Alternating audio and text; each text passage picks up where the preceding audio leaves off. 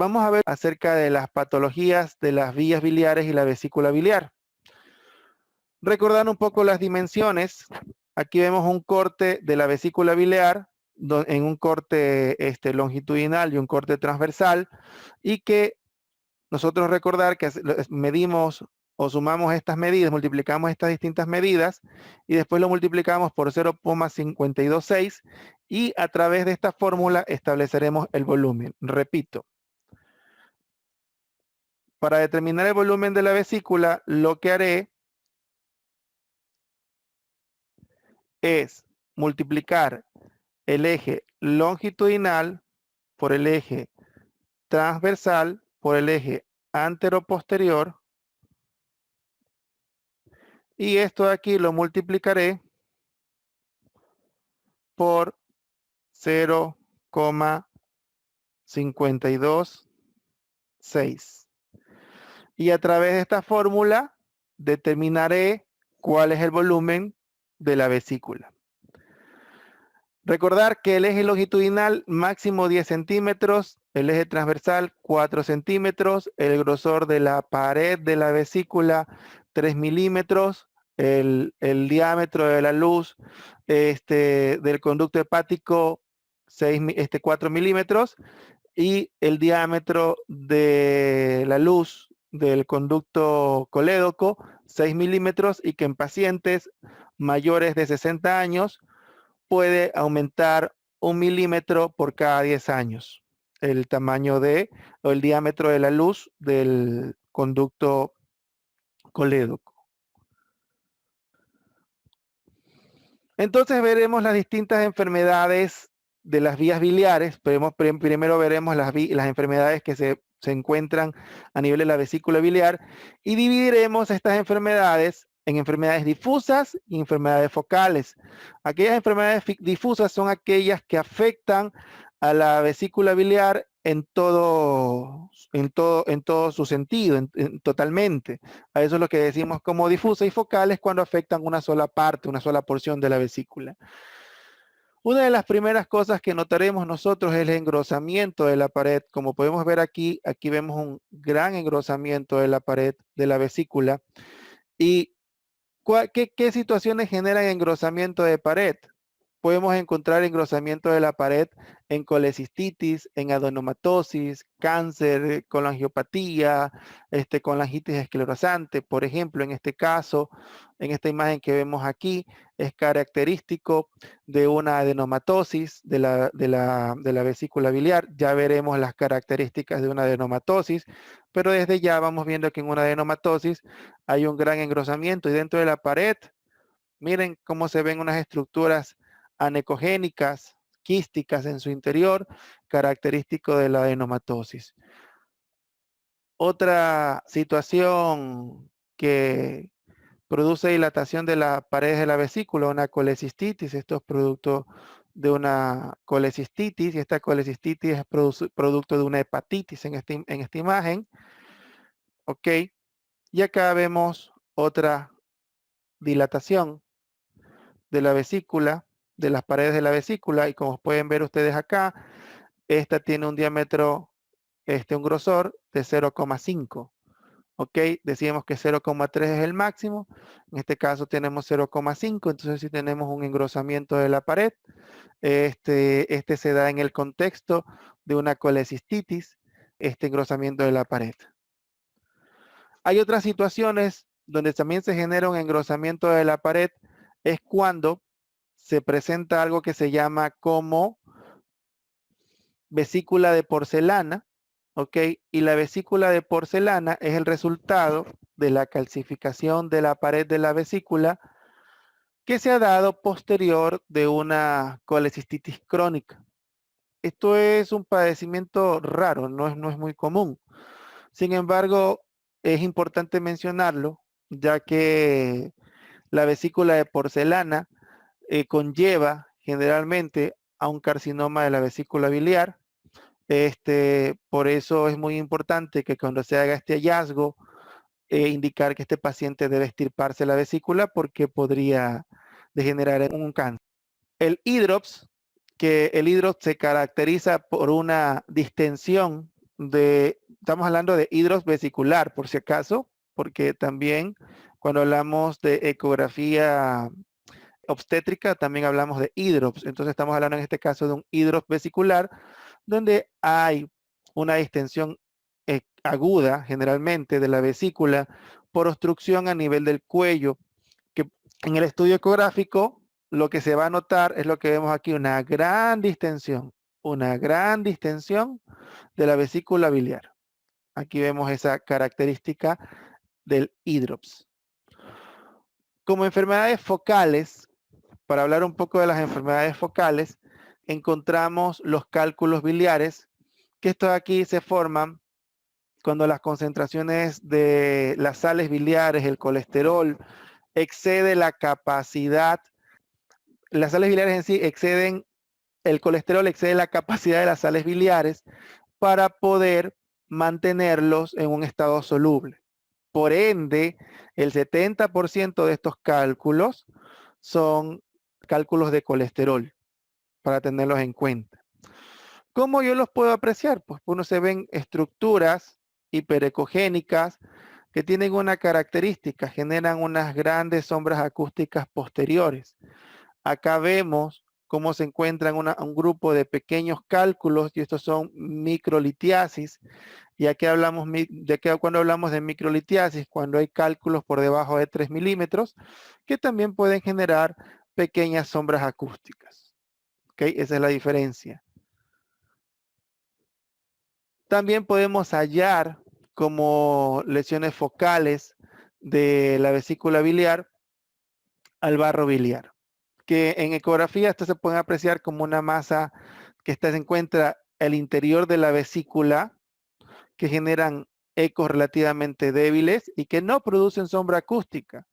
Se van a encontrar generalmente en la porción más declive de la vesícula biliar y generando un nivel horizontal. Y aquí nosotros podemos ver, esta es la vesícula, y ahí vemos cómo contiene un poco de barro biliar. Generalmente cuando le pedimos al paciente que se mueva, lo que vamos a hacer es que este barro biliar se desplace lentamente, porque este se mueve lentamente con los movimientos posturales. No es que automáticamente cae, no, sino que este barro biliar se va a desplazar lentamente.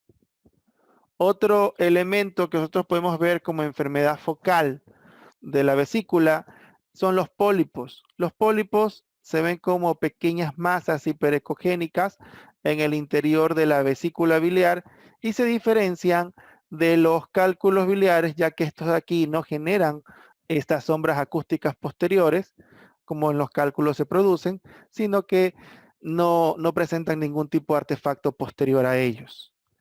Es muy importante tener en consideración que estos pólipos pueden malignizarse. Por ende, debemos de tener en cuenta aquellos criterios de benignidad de estas masas. Generalmente, cuando son menores a 10 milímetros, se consideran benignas. Si en una evaluación del paciente el tamaño no ha aumentado, se considera también que son benignas. Sin embargo, si estas crecen, aumentan de tamaño, se consideran malignas y cuando son mayores a 10 milímetros, debe hacerse una colecistectomía con la finalidad de que de manera profiláctica dar un tratamiento a este paciente que puede desarrollar una lesión maligna. Acá hablamos como una enfermedad local. Las adenomatosis pueden presentarse de manera focal o de manera difusa. Entonces, en este caso vamos a hablar de las adenomatosis de manera focal. Se caracterizan primordialmente porque va a haber una exageración de las invaginaciones normales del epitelio luminal y van a generar unos pequeños senos. Y también va a haber una proliferación de células musculares lisas, lo que da lugar a un engrosamiento como podemos ver aquí, un engrosamiento de la pared por esta proliferación de células musculares lisas, y van a generar en su interior ciertos espacios quísticos. Este adenomatosis también se puede presentar a nivel de la vejiga y ustedes van a encontrar unas paredes muy gruesas y que en su interior tienen pequeñas áreas hipoecogénicas. En la ecografía también van a tener, a más del engrosamiento, que puede ser, como les mencioné, focal, como puede ser difuso, estos espacios quísticos van a generar ecos muy brillantes y en ciertas ocasiones pueden generar el artefacto de cola de cometa.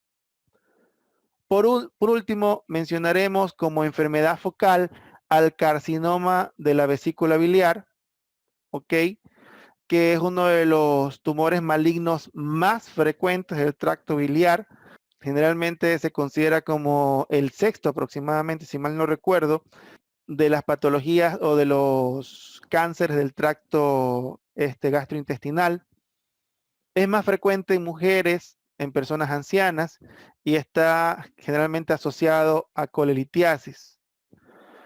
¿Cómo lo podemos diferenciar en una ecografía? Se presenta de forma muy variada, pudiendo aparecer como una masa que está centrada en la fosa vesicular, acompañado de litiasis, asociado generalmente a un cálculo, que este cálculo va a ser atrapado posteriormente por el tumor, o como una masa polipoidea, sésil, intraluminal en la vesícula, con engrosamiento focal o difuso de la pared, como podemos ver aquí, un gran engrosamiento de la pared. Esta es la pared de la vesícula y aquí vemos el engrosamiento. Asimismo, como hay enfermedades difusas y focales a nivel de la vesícula biliar, también lo hay a nivel de las vías biliares. Y a nivel de las vías biliares vamos a tener la dilatación de las vías biliares. Estas dilataciones pueden deberse producto de obstrucciones, que ya vamos a ver las distintas obstrucciones que afectan a las vías biliares. También podremos ver engrosamiento de las paredes de la vesícula y esto generalmente se da en el contexto de las colangitis. Por ejemplo, la colangitis esclerosante es la causa más frecuente de este engrosamiento de las paredes de las vías biliares y otras que pueden producirlo es la coledocolitiasis. En la ecografía, ¿cómo visualizamos estas estructuras? Se visualizan como una dilatación también va acompañado de dilatación de las vías biliares a nivel de intra y extrahepático, que generalmente está acompañado de una obstrucción de la vía biliar. Vemos a veces en ciertas ocasiones podemos observar los cálculos, como en la siguiente imagen. Vean este cálculo que se acompaña de un engrosamiento de la pared, un marcado engrosamiento de la pared. Y aquí podemos ver las distintas situaciones, lo que les mencionaba a ustedes, que pueden generar una obstrucción de la vía biliar. Tenemos intrínsecamente a los carcinomas del conducto biliar. También podemos ver que ciertas situaciones como la enfermedad de Hodgkin pueden producir metástasis y estas metástasis producir obstrucción extrínseca de las vías biliares, esclerosis con una colangitis esclerosante puede producir obstrucción de la vía biliar, un carcinoma pancreático, una atresia de las vías biliares o también lo podemos ver a este engrosamiento. Esta obstrucción se puede dar por la presencia de cálculos a nivel de la del conducto biliar. En esta imagen ecográfica que observamos, podemos ver una coledocolitiasis, vemos una obstrucción del colédoco y se observa una imagen hiperecogénica con una sombra acústica posterior. Podemos ver aquí la sombra acústica posterior que se produce porque se encuentra una estructura cálcica que generalmente produce este tipo de artefactos y con una dilatación de las vías. Hay otras enfermedades que son enfermedades quísticas donde vamos a ver grandes dilataciones, como vemos en esta imagen, grandes dilataciones de las vías biliares. Estas son enfermedades quísticas que van a ser dilataciones fusiformes. Debemos acompañar estos estudios no solamente de ecografía, sino de estudios tomográficos para poder ver toda la vía biliar porque afectan generalmente la vía biliar y podemos también tener otro tipo de enfermedades que forman quistes localizados en ciertas áreas como lo es el caso de la enfermedad de Caroli y aquí podemos ver dilataciones de las vías biliares, distintas dilataciones a nivel de las vías biliares, donde se observa el lóbulo derecho del hígado que muestra los distintos sáculos típicos de esta enfermedad. Y veamos cómo se presentan estos septos incompletos vinculados unos con otros ecogénicos, que los vemos a estos niveles, estos sáculos. Miren estos sáculos que están acá, que son confluentes unos con otros. Esto es característico de la enfermedad de Caroli, que también deberemos de verlo a través de otros estudios de imágenes, acompañarlo de otros estudios de imágenes, y del mismo modo, tener en consideración que este tipo de lesiones son más patentes a nivel del parénquima hepático.